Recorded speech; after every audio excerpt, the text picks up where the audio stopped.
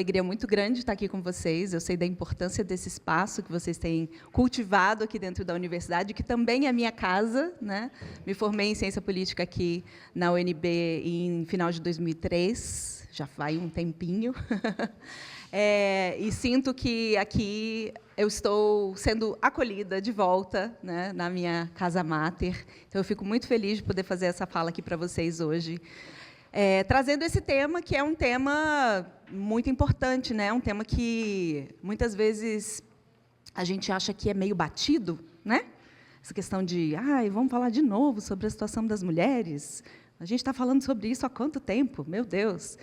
Mas lembrando que as mulheres só tiveram os seus direitos reconhecidos como direitos humanos em 1985, né?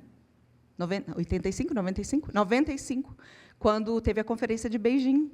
Gente, é muito pouco tempo, no final das contas. Se a gente parar para pensar, os direitos das mulheres reconhecidos como direitos humanos é muito pouco tempo. Eu já estava nascida, já estava aí correndo pelos né? E às vezes as novas gerações não se dão conta disso, né? O tempo ele é uma coisa muito relativa. A gente só percebe que ele está passando à medida que a gente vai envelhecendo, né? A gente tem essa necessidade, essa vontade de crescer logo, e o tempo vai passando enquanto a gente é pequeno, e parece que não passa, e a gente não cresce, e não vira adulto, e depois que a gente vira adulto é que a gente vê o quanto de tempo que já se passou, né? Mas queria falar, então, para vocês sobre esse tema da nova mulher para um novo mundo, né? É pensar em qual é o papel dessa mulher dentro desse espaço, desse novo mundo.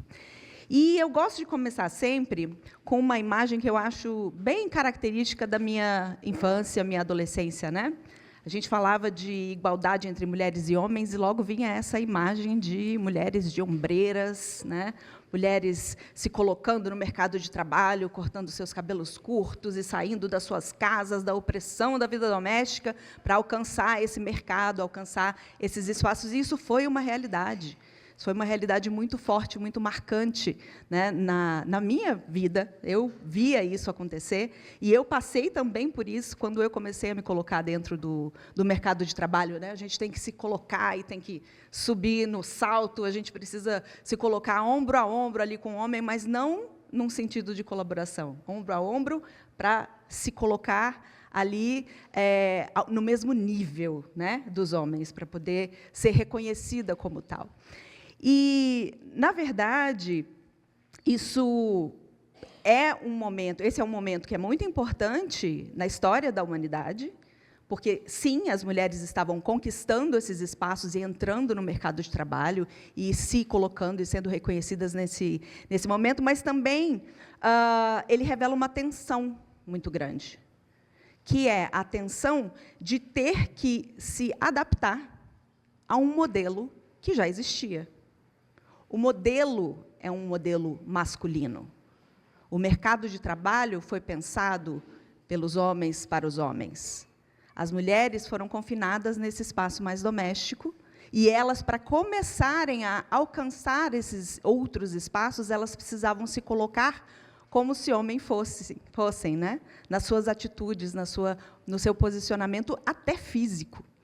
E eu acho isso bastante intrigante. Eu acho que é, visualmente, algo que tem muito a dizer para a gente, né? E aí a pergunta que eu queria colocar inicialmente para vocês é: será que, de fato, o que nós, mulheres, queremos fazer é ocupar esse modelo? Ou será que o que a gente quer fazer é transformar o próprio modelo? Esse modelo, ele está servindo às necessidades atuais da sociedade? Ou será que a gente precisa repensar a forma de se relacionar, tanto no espaço do trabalho, mas enquanto seres humanos, enquanto mulheres e homens? Então, é ocupar ou é se transformar? Essa é a primeira pergunta que eu quero deixar para vocês. E aí, tem uma imagem muito bonita que vem da fé Bahá'í. Eu sou Bahá'í, eu conheci a religião Bahá'í por meio da ciência, olha que legal.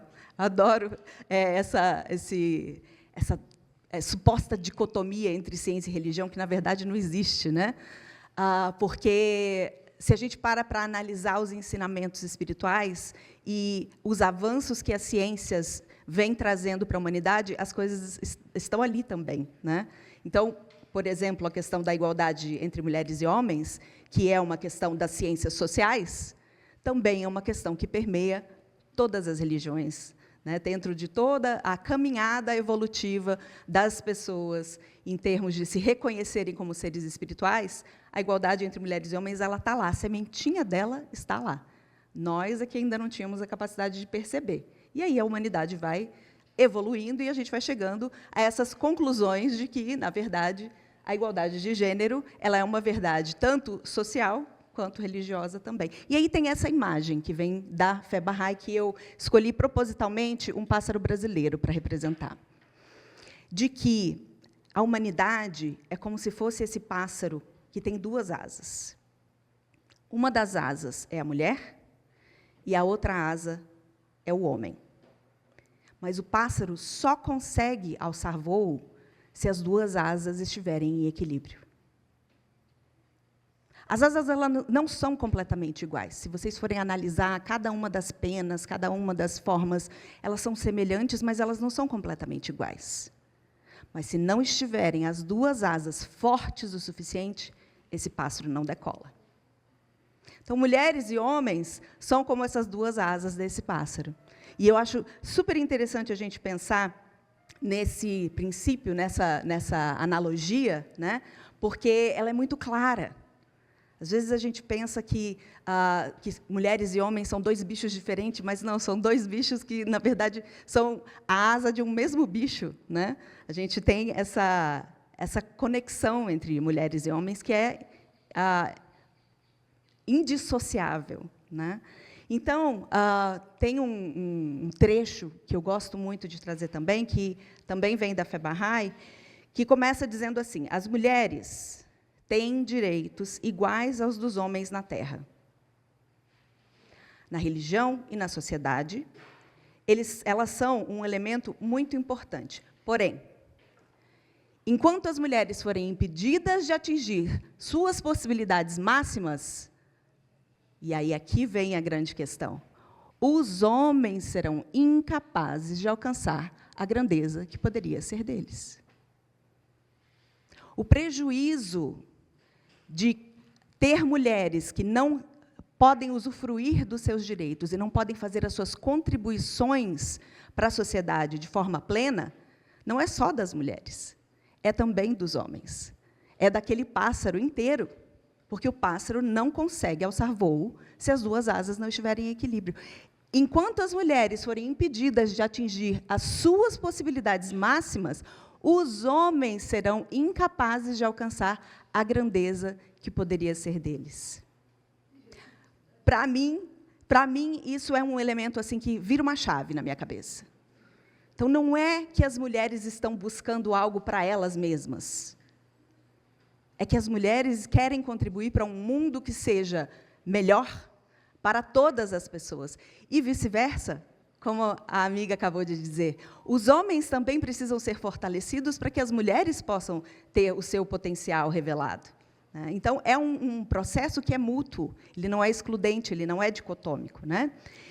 E aí, a gente acaba chegando à conclusão de que não se trata de um projeto de mulheres, se trata de um projeto da humanidade. Então, é sobre o limite daquilo que a humanidade pode alcançar. Ora, se a gente tem, e aí as estatísticas estão sempre circulando, que mais ou menos metade da população humana é composta por mulheres e a outra metade por homens, então significa que metade da população não está dando o seu pleno potencial para avançar a humanidade como um todo. É muita gente sendo privada de contribuir para a melhora do mundo. Então, se a gente para pensar que, de acordo com o IBGE, agora de 2025, saiu em março de 2025, nós temos 6 milhões de mulheres a mais do que homens na sociedade brasileira, 6 milhões de mulheres a mais do que os homens na sociedade brasileira. São 6 milhões de mulheres que não estão dando a sua contribuição para a sociedade mundial, para a sociedade brasileira. É muita gente. A gente não está falando de uma parcela insignificante da sociedade, a gente está falando de muita gente, né? A estatística é de que, para cada 94 homens, nós temos uma média de 100 mulheres. Não é à toa, né, que a gente tem visto que a sociedade tem se tornado mais feminina, aqui no Brasil, especialmente. Existem países em que não é assim. Existem países que têm maiorias masculinas.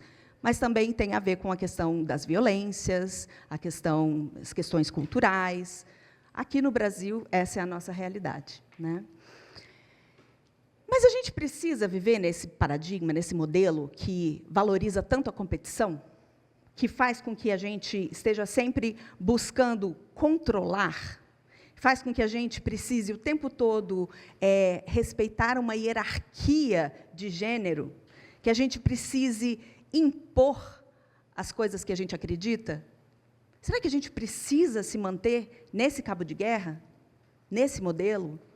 Ou será que a gente pode pensar num modelo alternativo? Porque se o modelo for esse aqui, e as mulheres tiverem que se adequar, ou elas vão fazer as mudanças e vão continuar usando as suas ombreiras e os seus cotovelos para poder participar e estar nas mesas para as tomadas de decisão, e mesmo no ambiente da família, ou elas vão ficar de fora, que é o que tem acontecido em muitos aspectos. Então, não é uma questão de que as mulheres usem as suas ombreiras, não é uma questão de que as mulheres tenham que performar dentro desse sistema que já está posto. Muito mais é uma questão da transformação dessa mulher e da transformação da sociedade, que são as coisas que a gente quer ver, né? Então, a igualdade não é a mesma coisa de caber dentro do modelo que já existe. Nós precisamos sair de dentro das nossas caixas de pensamento, dos nossos modelos mentais, extrapolar a forma de pensar que nós já estamos acostumadas e acostumados, para poder ver novas possibilidades, ver novas formas de imaginar o nosso futuro e o nosso presente. Então, igualdade não é caber dentro daquele modelo. Não significa que a gente precisa se colocar da mesma forma como os homens, porque nós não somos homens. Somos mulheres. E temos as nossas características inerentes. A igualdade ela tem que ser no acesso, na oportunidade, nos incentivos, mas não é uma igualdade física, não é uma igualdade de... por exemplo, muita gente fala assim, então, já que você quer igualdade, vai carregar saco de cimento. Não é essa a questão. Garanto que não é uma questão de carregar saco de cimento, as mulheres não estão aqui buscando esse tipo de igualdade. A igualdade é, se eu quiser carregar o saco de cimento, eu vou me fortalecer e eu carrego. Mas será que eu preciso? É isso que a gente está buscando? Então, quando a gente pensa nessa forma antagônica de trabalhar a questão de gênero, a questão entre mulheres e homens, o que a gente está repetindo? A gente está trazendo toda uma questão relacionada a vários ressentimentos, a esse antagonismo, essa oposição constante, de ficar o tempo todo tentando se provar, se colocar, e é isso que o modelo faz com a gente. O modelo ele vai fazendo com que a nossa mentalidade seja cada vez mais competitiva, né? E isso tem sido bastante agravado pelas ferramentas online. Então, a gente vê, por exemplo, que tem uma série de jovens, especialmente os jovens, mas não só eles, que têm sido impactados por discursos anti-mulheres. A gente tem os Red Pills, a gente tem a machosfera, tem uma série de situações em que os jovens meninos que estão aí numa situação em que eles ainda não entenderam o lugar deles no mundo, especialmente os jovens adolescentes, né? Eles não sabem ainda o lugar deles no mundo, eles estão vendo esse monte de mulher empoderada, fazendo um monte de coisa. Muitas vezes as meninas, elas amadurecem antes dos homens, que é um conceito bastante discutível, né? Esse amadurecimento vem a qual custo? Mas os meninos, então, eles ficam numa situação de desvantagem. eles não estão maduros o suficiente, eles não são dedicados o suficiente, eles acabam se encolhendo dentro desse modelo de ressentimento, de oposição. E é por isso que vão surgindo esses discursos de ódio. É por isso que a gente tem visto um aumento tão grande de feminicídios, de meninos jovens, novinhos, que reproduzem esse discurso de que feminismo não serve para nada, feminismo... É muito preocupante a gente pensar nessa realidade. E é o que está acontecendo. Eu, dentro de escola, dentro da sala de aula, eu vejo os meus meninos reproduzindo esse tipo de discurso. E a gente precisa ter muito cuidado para poder nutrir esses meninos, para que eles entendam que não é uma questão de antagonismo. Não é um espaço para se criar essa disputa de poder, né? O que a gente precisa é pensar num novo modelo e em qual caminho que a gente quer seguir. Esse caminho, esse novo caminho, né, ele é um caminho que não vai ser baseado em oposição.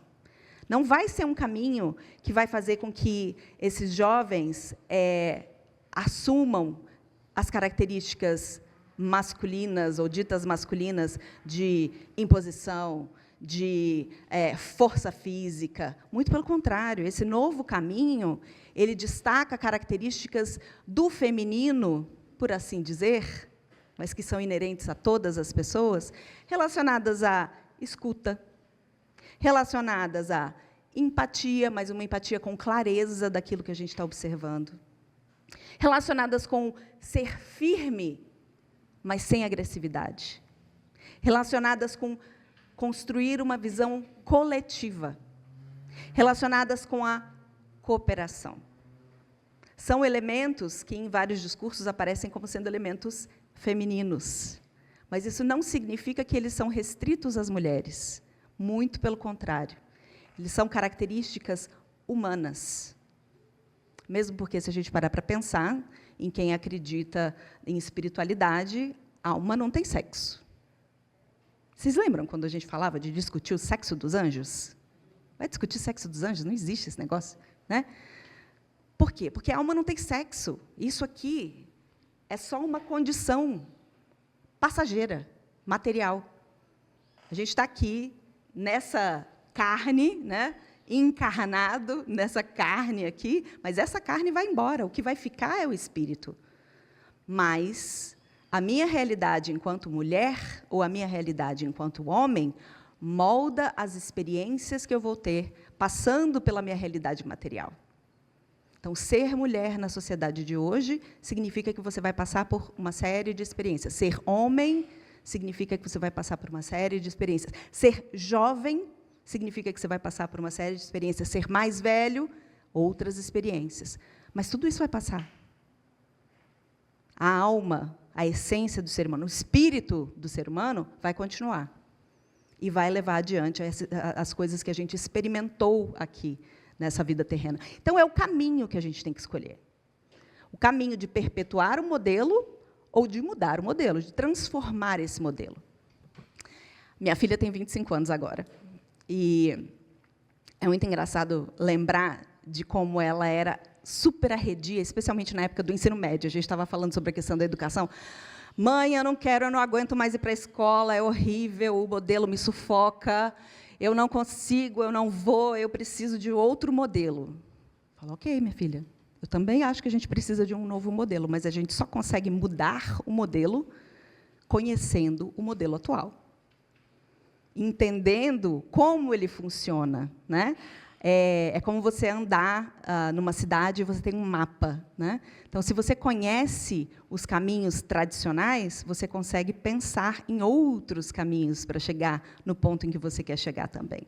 Então, aqui é a mesma coisa, a gente já conhece o modelo atual. O modelo atual está posto, já foi testado, e a gente já viu que tem uma série de falhas. Precisa ser transformado, então. E aí, essa transformação passa por coisas que muitas e muitas e muitas mulheres, e homens também, já vêm fazendo ao longo desse caminho, né? A gente tem aqui alguns exemplos, né? Um exemplo que está sempre na mídia, né? Até que agora um pouco menos, mas é a Malala Yousafzai, que é uma menina que, dentro da sua cultura, dentro de um lugar que está, até hoje, vivendo com intensos conflitos, ela fincou o pé e disse: eu preciso ter acesso à educação, eu vou ter acesso à educação, e as outras meninas também vão ter acesso à educação. Então, ela se tornou um símbolo dessa luta, porque ela foi a própria vítima de um atentado pela defesa desse direito das meninas. Outra que a gente conhece bem é a nossa Sônia Guajajara. Independente da questão partidária, independente das convicções políticas de cada um ou cada uma, mas é uma mulher indígena do nosso país que passou por todos os processos de educação, que valoriza as suas raízes, a sua cultura, e que vem dar contribuições importantes para transformar também a forma como a gente pensa, que ainda é eurocêntrica, ainda é colonizada. Aqui dentro de uma universidade pública, é muito importante a gente falar sobre isso. Existem outras formas de pensar. A forma latino-americana de pensar é diferente. Se a gente pega as leituras que a gente faz, aqui, na própria ciência política, na época que eu estudava, a gente lê os alemães, os franceses, os ingleses, os estadunidenses, até que tem, de vez em quando, ali um australiano, um africano, muito pouco, mas está começando, né? Mas cadê? Cadê o conhecimento latino-americano? Cadê as coisas que foram produzidas aqui? O nosso conhecimento, ele também precisa ser valorizado, e Sônia traz essa referência. Então, é uma pessoa que faz com que a gente repense a forma de se colocar dentro desse mundo. Ali, a cientista que está ali, pertinho também, é a Jaqueline Góes de Jesus. E Jaqueline, ela simplesmente foi uma pessoa que, aqui no Brasil, ajudou a sequenciar o DNA do coronavírus 48 horas depois do primeiro caso de Covid no Brasil. Alguém aqui já tinha ouvido falar da Jaqueline? Algumas pessoas. Mas a maior parte da população não sabe quem é a Jaqueline. É uma cientista brasileira que está trazendo ciência, está trazendo avanço. E a gente não conhece. E aqui, por último, tem Luísa Trajano, do âmbito dos negócios, né, do Magazine Luiza. É uma mulher que vem trazendo revolução dentro da forma de se fazer negócio no Brasil. É uma mulher que tem trazido uma administração de negócio muito mais humana, com muito mais empatia, com muito mais participação, fazendo com que as mulheres sejam acolhidas, mas os homens também sejam acolhidos. Né? Então, são 4 representantes aqui dessa nossa ideia do que poderia ser um início da construção desse novo modelo, desse novo caminhar que a gente está propondo aqui nessa tarde de hoje. Então, o que acontece muitas vezes? Muitas dessas mulheres, e é o caso dessas aqui e de muitas de nós, a gente carrega isso sozinhas. A gente estava brincando ali antes de começar, né, que não tem problema, porque qualquer coisa que acontecer, a mulher vai dar um jeito. A gente sempre dá um jeito. A gente carrega o mundo nas costas, se for preciso, a gente levanta o saco de cimento, se for preciso, a gente faz o que precisar para fazer com que as coisas aconteçam. Então, nós somos muito fortes, mas volta a pergunta, será que precisa?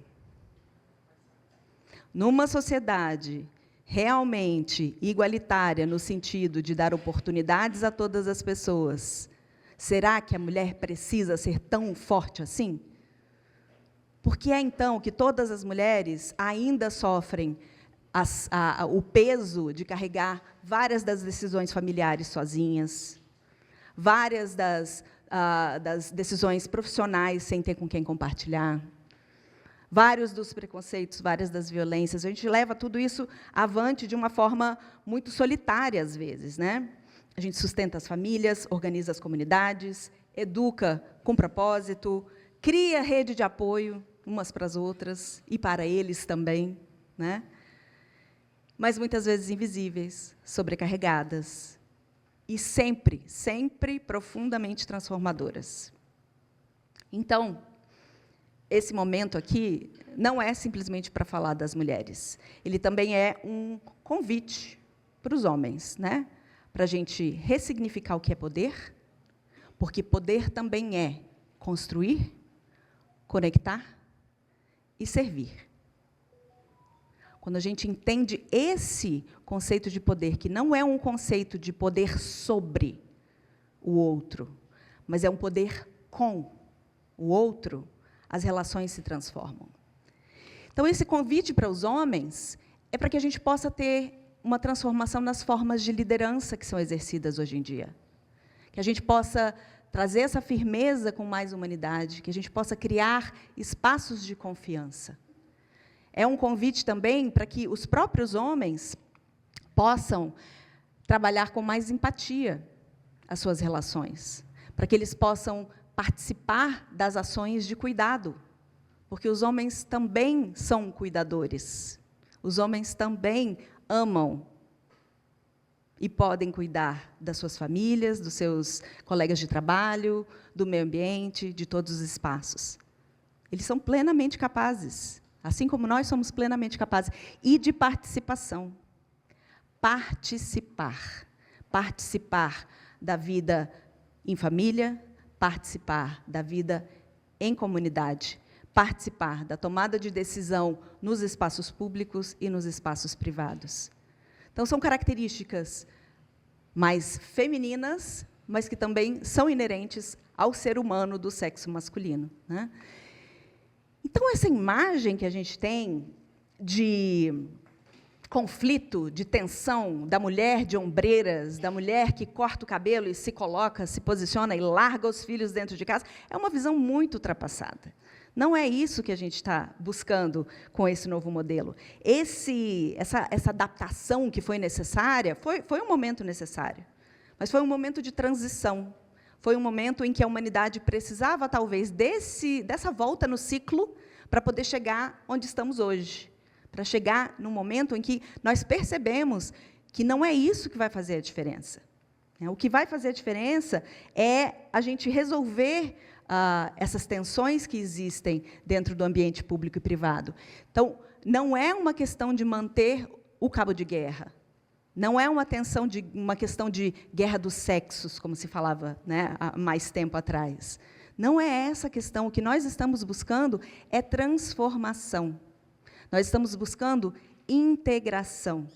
Estamos buscando uma sociedade em que todas as pessoas, mulheres, homens, e isso sem entrar em outras questões de gênero, e, obviamente, naturalmente, também com o mesmo tipo de participação, mas só nessa dicotomia inicial de mulheres e homens, a transformação ela é necessária para que a gente possa realizar essa integração e gerar uma transformação real dentro da sociedade. Então, a pergunta é: que modelo eu estou desenvolvendo? Que modelo você está ajudando a desenvolver e a promover? Que modelo você está alimentando hoje? Eu estou entrando nesse jogo de oposição ou eu estou ajudando a construir um novo caminho? Então, essas eram as considerações que eu tinha para trazer para a nossa conversa de hoje.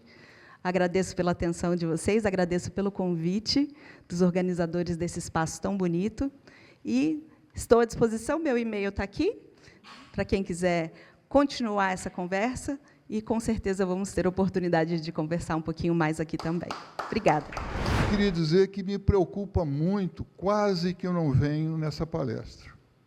Porque, na hora que colocou aqui a mulher e tal, eu estou sentindo, como comunicador que sou, como advogado que fui, muito acostumado com a questão do debate, da briga até, porque a advocacia sempre briga, né?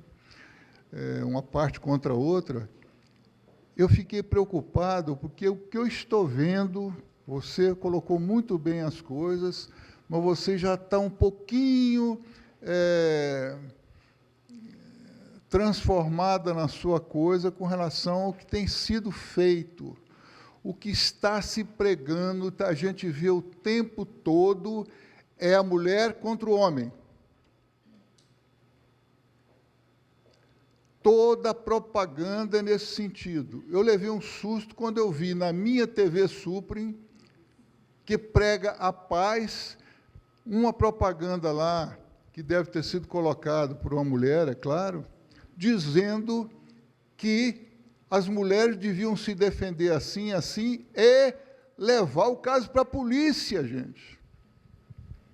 Então, o que eu estou vendo, e estudei a coisa, vi que o sistema parece que está muito interessado em fazer a destruição da família.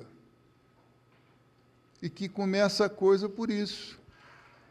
Os homens e as mulheres devem, olha que coisa bonita, Ulisses e Wanda, devem se amar, devem procurar se amar. Olha que exemplo bonito.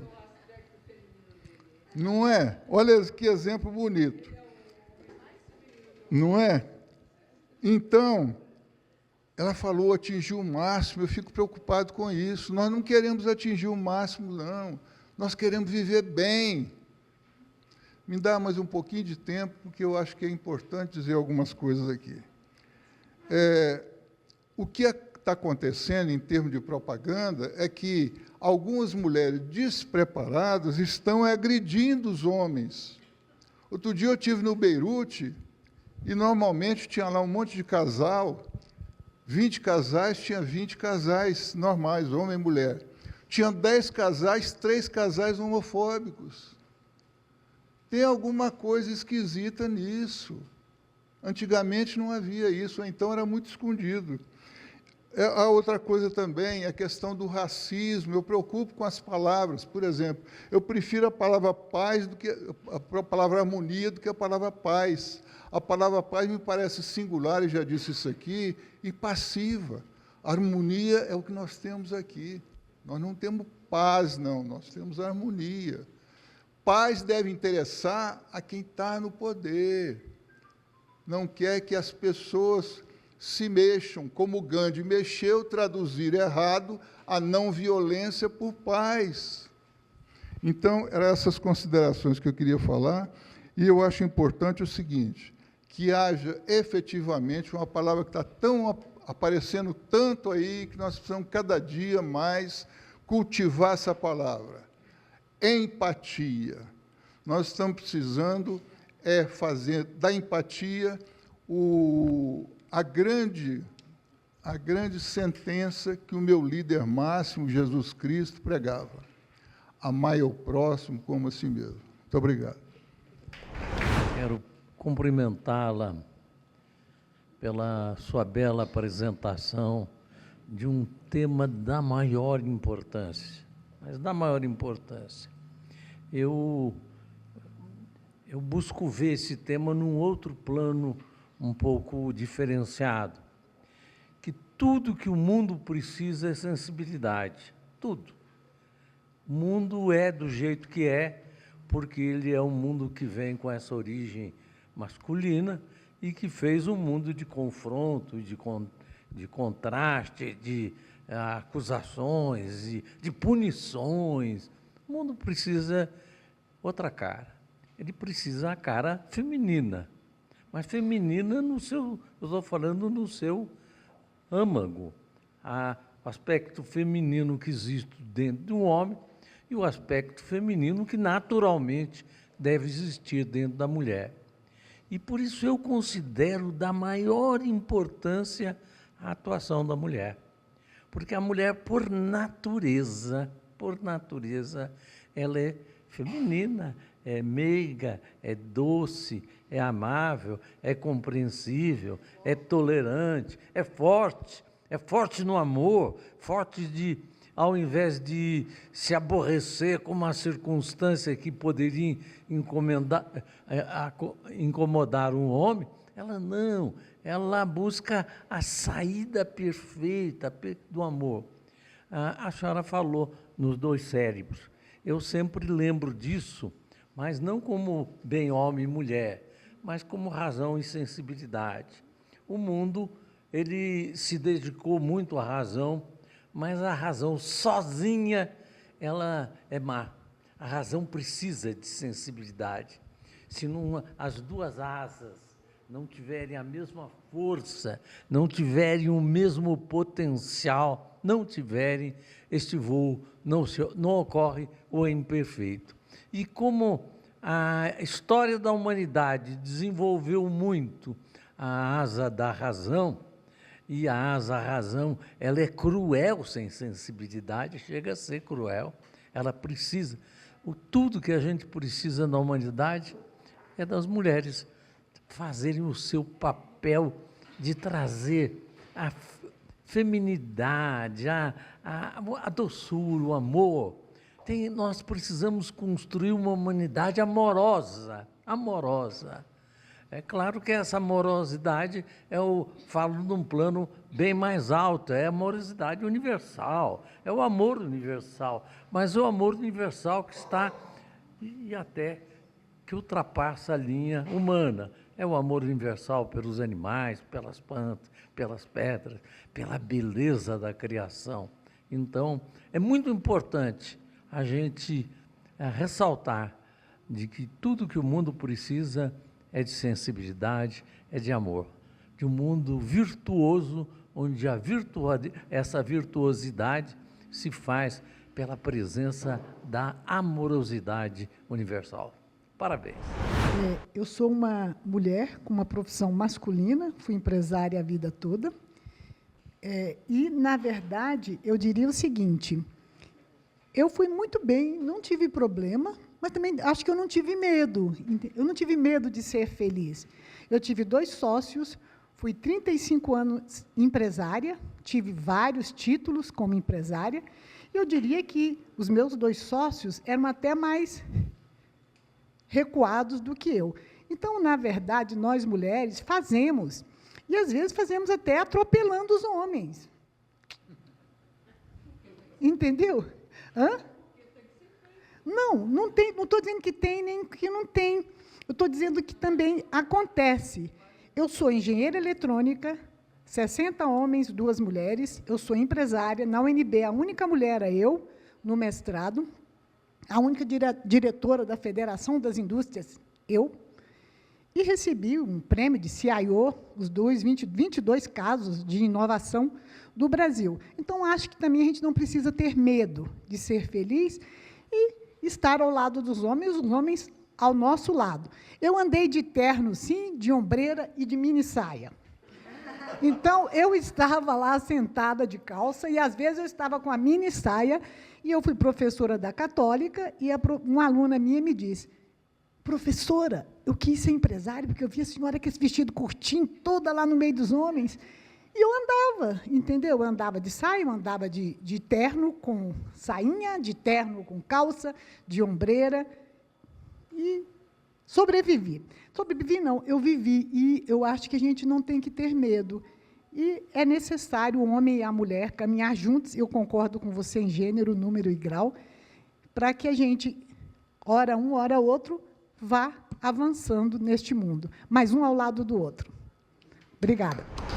Minha pergunta é se algumas religiões do Brasil e também a educação não poderiam contribuir muito mais com a igualdade homem e mulher.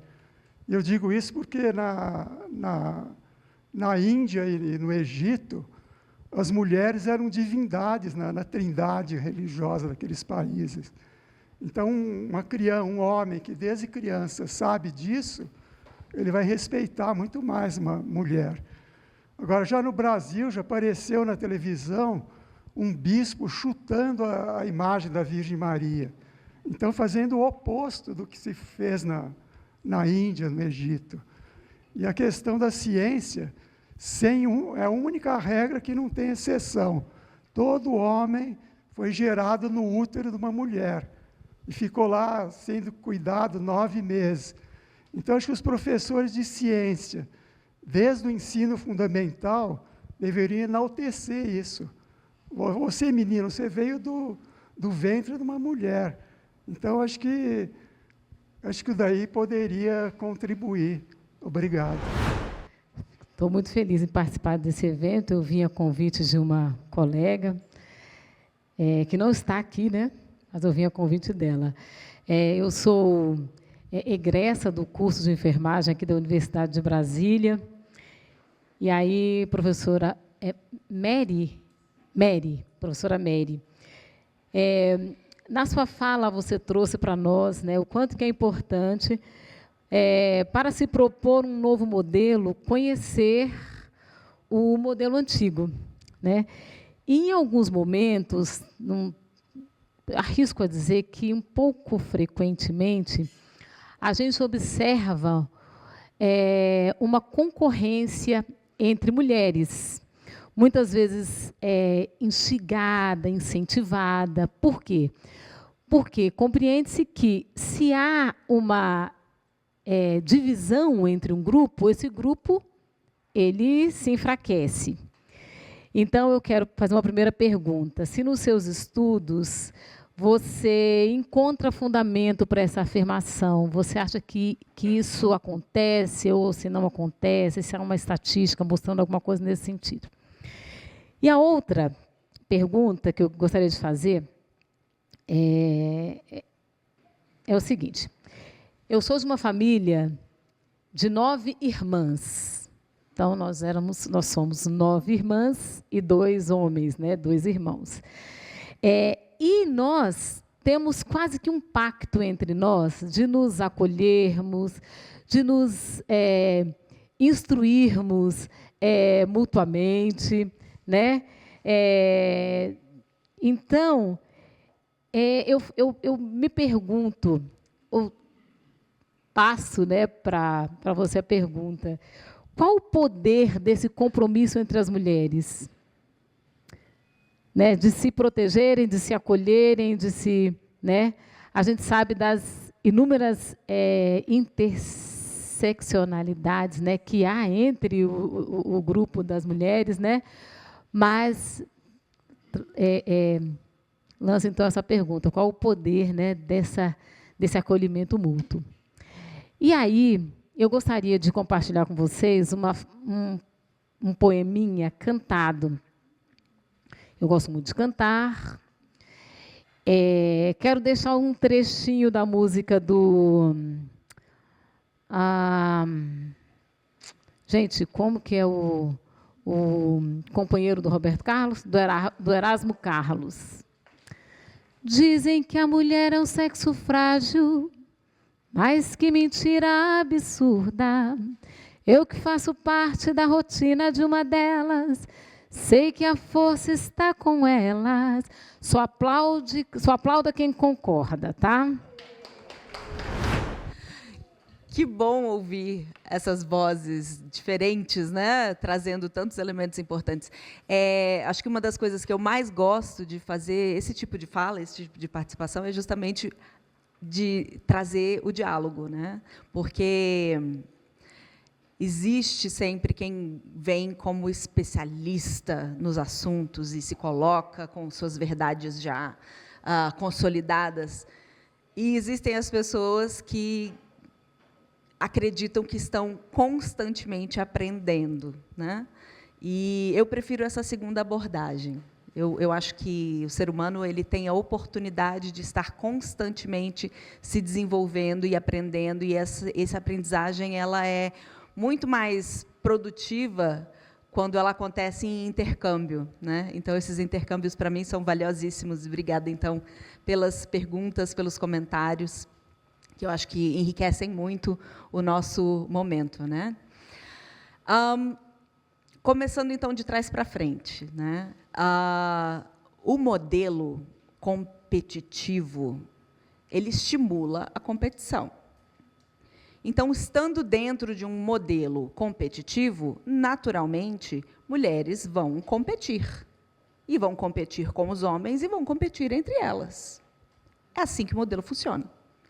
Se a gente opera em uma mentalidade de escassez, que é isso que gera competição.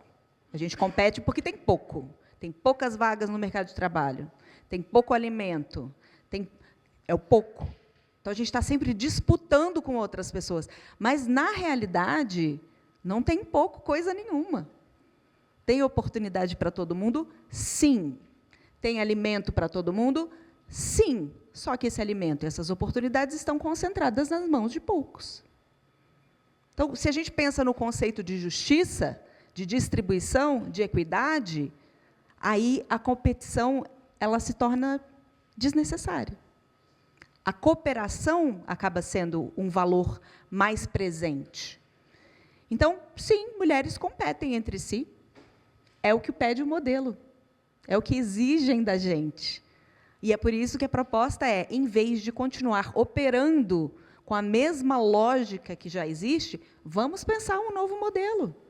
Vamos pensar uma nova forma de nos relacionar, né? Sobre acolhimento. Acho que é um dos elementos mais bonitos da relação entre mulheres é o acolhimento.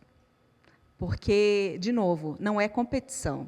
A gente não está aqui disputando pelo homem mais bonito, mais rico, porque existe isso em outros contextos, né? Em outros contextos, as mulheres estão, sim, disputando. Se a gente para pensar, por exemplo, na época em que surge o Islã, e na região em que surge o Islã, e aí não é falando uma questão religiosa, é um contexto histórico. Aquelas populações, naquela região do mundo, estavam disputando água. Viviam em áreas de deserto. Então, nada mais natural que um homem se casar com várias mulheres, porque ele protegia essas mulheres. As mulheres estavam vulneráveis nesses oásis, enquanto os homens saíam para fazer o que eles precisavam fazer, pastorear os animais, ou fazer a colheita, ou lidar de forma política com outros grupos de população. As mulheres ficavam para trás, elas precisavam de proteção. Então, é natural que a gente tivesse essa mentalidade, mas, de novo, é uma mentalidade de um contexto de escassez, de proteção. Mas aquelas mulheres, dentro daqueles haréns, cuidavam uma das outras. Cuidam umas das outras. As mulheres, em várias outras composições ao redor do mundo, cuidam umas das outras, a não ser que elas sejam forçadas a competir, né? Então, esse contexto que você traz de muitas irmãs, né, gera uma união muito bonita, né? Agora, eu garanto que também vocês tinham as brigas de vocês, de não pega minha roupa no guarda-roupa, devolve não sei o quê, porque tudo é contextual, né? Contextualizado. Agora, não é a norma, né? Então, se a gente for ver literatura em relação aos estudos que existem sobre competição de mulheres, a gente vê que é mais uma forma de dividir e não permitir que esses preceitos mais femininos, não feministas, mas femininos, possam ser valorizados, né? Então, ensina-se às mulheres que elas brigam umas com as outras, que elas são encrenqueiras, que elas são isso, que elas são aquilo, justamente para fragilizar, né? Quando, na verdade, se a gente for fazer os estudos de casos, se a gente for fazer a observação da sociedade, revisão de literatura, o que tem é muito mais colaboração e cooperação do que competição, né? Em relação ao antagonismo entre mulheres e homens, também é um reflexo do modelo, né? A forma como nós somos educadas para nos projetarmos, e essa coisa do empoderamento, né, é muito forte. As mulheres também são culpadas de extremos. Mas, mais uma vez, isso acontece por causa do modelo. Se não fosse esse o modelo, não existiria necessidade das mulheres se imporem, né, se colocarem como melhores do que os homens e atacarem os homens, porque, de fato, acontece. Mas é importante lembrar, como a professora colocou, que o Brasil, a América Latina, ainda é uma região do mundo em que muitas mulheres são mortas pelos homens com quem elas convivem. Não estou falando de assalto. Eu estou falando de marido, companheiro, namorado, colega, que não aceita a rejeição. Então, é importante a gente colocar as coisas em perspectiva, Porque se tem mulheres atacando os homens, estatisticamente tem mais homens atacando as mulheres. Infelizmente, ainda é a nossa realidade. E é uma realidade que está sendo percebida, estudada, documentada e que, sim, pode ser transformada. Então, o convite é: vamos transformar, vamos educar os nossos meninos, vamos educar as nossas meninas. A gente tem essa oportunidade nas mãos. A gente tem essas novas gerações vindo aí que podem, sim, ser educadas para serem mais carinhosas, cuidadosas, amorosas. Amor. Já diziam os Beatles, tudo que a gente precisa é o amor, já dizia Jesus Cristo. Já dizia, tanta gente fala para a gente que a gente precisa de amor. Onde é que a gente não está entendendo? Cadê o ruído de comunicação? Por que a gente ainda não entendeu que amor, cuidado, empatia, esses valores que são atribuídos à fraqueza da mulher, por que eles são atribuídos à fraqueza? Eles são fortaleza. Eles são força, eles são potência, eles são poder.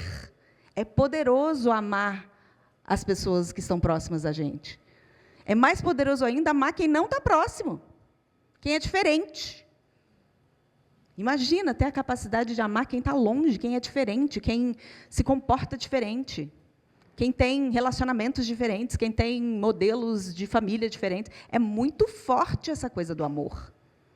É muito poderosa, né? Então, acho que é uma das coisas que a gente precisa pensar de uma forma bastante intensa, né? Trazer para a nossa...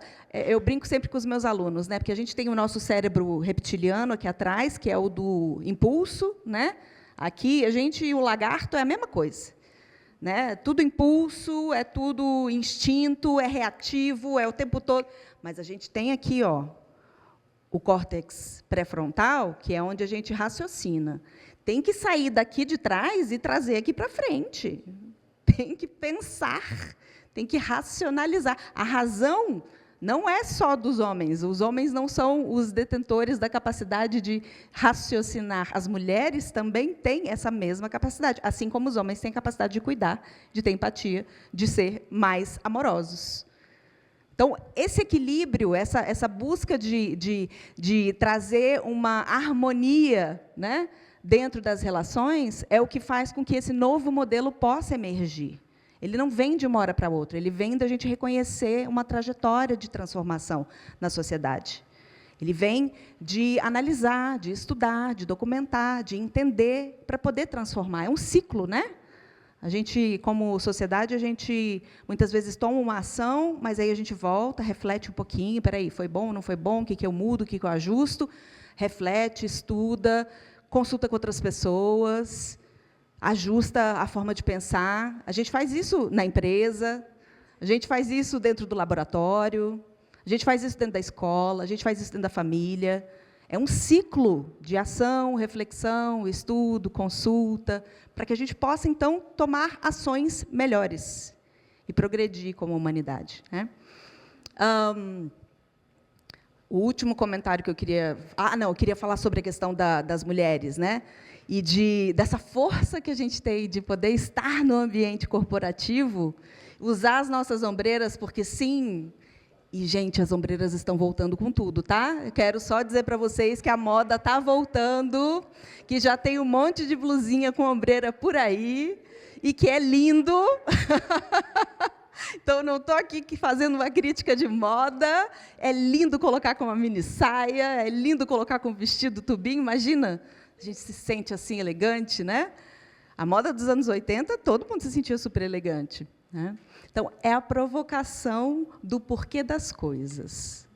Usar uma ombreira, usar uma calça. Gente, minha mãe não usava calça, que a religião não permitia. E tudo bem, tem religiões que continuam não permitindo, tem mulheres que decidem não usar, não tem problema, eu não estou entrando nesse mérito. Até pouco tempo, mulher não podia entrar no Supremo Tribunal Federal de calça. E eu não estou falando de 50 anos atrás, não. Nos tribunais, aqui no tribunal, no TJ deve ter, mulher não podia entrar de calça, tinha que ser de saia. Tinha que ir de salto. E se não tivesse com o cabelo certo, não tivesse com a maquiagem certa, também não era respeitado o suficiente. Né? Então, são vários os elementos dessa conversa. A gente poderia passar horas e horas e horas conversando sobre essas questões aqui. Tinha um ponto que você tinha levantado também? Das religiões, exatamente. Então, as religiões elas têm um papel muito importante no desenvolvimento da civilização. Se a gente para analisar o surgimento de uma religião, é sempre um momento de efervescência social e política. Né?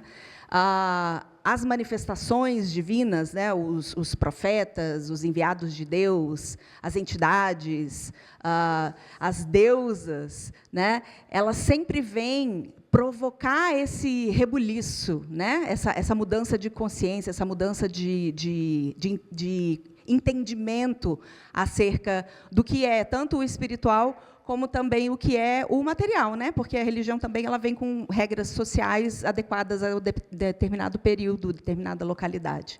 Então, você tem toda a razão. Eu estava vendo no outro dia, vale a pena investigar, histórias sobre as mulheres indígenas, as tupinambás, e como elas foram fundamentais na formação das populações indígenas brasileiras. A gente precisa resgatar a história. Não sei se tem alguma pessoa aqui que é da história, mas também é uma das áreas do meu interesse. Né? História, ela conta aquilo da perspectiva de quem está contando. Então, se a gente reproduz as histórias que hoje estão nos livros de história, escritos pelos homens, é um tipo de história. Se a gente vai buscar na história a história contada pela perspectiva das mulheres, provavelmente a versão muda um pouquinho. Né? No direito tem isso também, depende de quem está falando. Então, é isso. Não sei se eu consegui me endereçar a todas as questões, mas fica o convite para continuar a conversa em outras ocasiões. Muito obrigada. É um prazer terem vocês aqui novamente. Gostaria de agradecer à professora pela brilhante palestra. É importante a gente ter palestras dessa natureza sobre um dos fluxos da vida extremamente importante, que é o fluxo feminino. Né? Sem ele não há vida. Então, por isso que ele é extremamente importante. E gostaria também de agradecer a presença de todos em nome do Centro de Estudos Avançados Multidisciplinares da Universidade de Brasília, em nome da Fiocruz, em nome da Fundação Darcy Ribeiro e a União Planetária, e aqui o nosso Utopia Café Bristol. É muito interessante a fala, e eu acho que deveria ser a Jaqueline que deveria terminar, porque é uma mulher. Mas, durante toda a minha vida, sempre me disseram que eu era um homem muito feminino. E eu fiquei pensando o que significa, agora, falando, ser um homem muito feminino. Eu acredito, assim, que tanto a força que emana do feminino está no homem e está na mulher. Por que nós tivemos todo esse conflito? E aí vem a questão da palavra que o nosso ídolo aqui falou sobre paz e harmonia. Porque não existe harmonia. Essas duas forças não estão muito bem equilibradas no nosso planeta. Então, em algum momento, o planeta, para se desenvolver, precisou da energia masculina. Precisou. Era um momento de muita violência, né? Mas em outros momentos... E a mulher, ela compreendeu isso. E, lá dentro das cavernas, criava os filhos e aumentava a população. Mas, num determinado momento, e esse momento já vai a longo tempo, precisava mais da energia feminina, como nós precisamos hoje. Mas aí é que é o problema. O homem não compreende isso. Então, isso é um problema realmente muito sério. Quer dizer, no processo de desenvolvimento daquilo que nós chamamos de humanidade, essas duas forças, elas fazem parte da mesma energia. Não tem nenhuma diferença.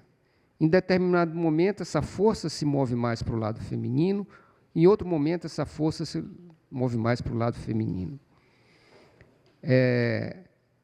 Com certeza, um homem, em algum momento, teve que fazer algum tipo de função. Eu morei muitos anos da minha vida sozinho e por vários países do mundo. Ali não tinha importância nenhuma a minha energia masculina em determinados momentos. Então, eu tinha que exercer também a energia feminina. Eu não estou falando isso em fazer tarefas femininas, que eu faço, posso até dizer que relativamente bem, mas eu não estou falando dessa parte. Eu estou falando que, num determinado momento, você se encontra num país em que você não consegue entender o que você lê, você não consegue entender o que os outros falam, então você vira uma criança. E nesse momento, desse processo, não é o homem que vai acolher, a mulher que estava dentro de mim que me acolheu. A força feminina que estava dentro de mim que me acolheu para entender que aquilo ali era uma fase que precisava passar daquela forma que eu estava passando. Então, o único problema que eu vejo no momento é que tudo aponta para que, nesse momento, nós precisamos da energia feminina. Nós não precisamos mais da energia masculina com tanta intensidade para nos desenvolver.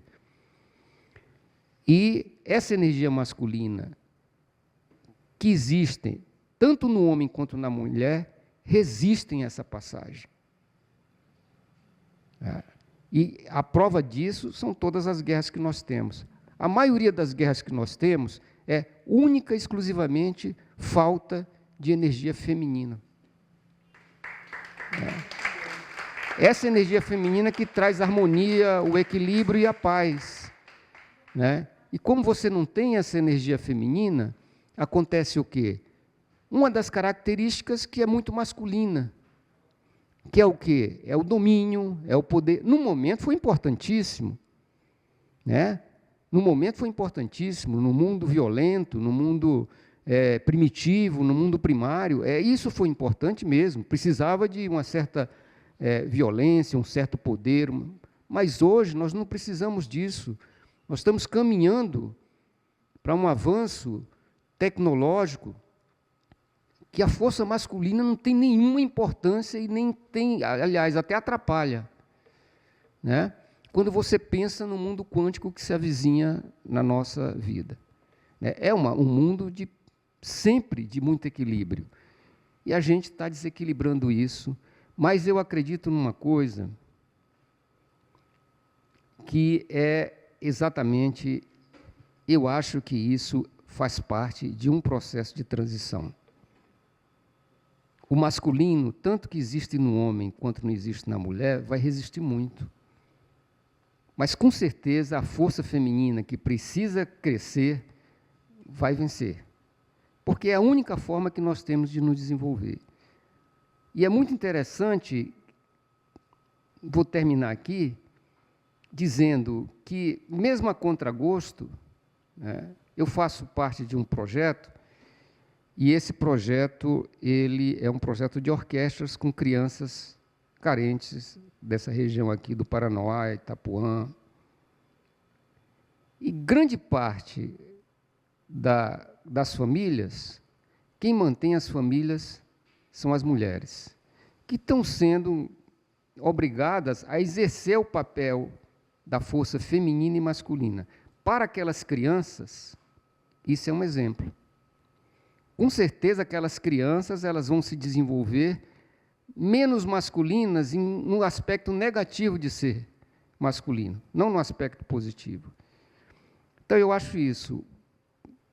Nós estamos aqui falando sobre Tribuna Livre pela Paz, a paz como harmonia, e o que nós precisamos é exatamente harmonizar essas duas forças que são muito importantes para a humanidade.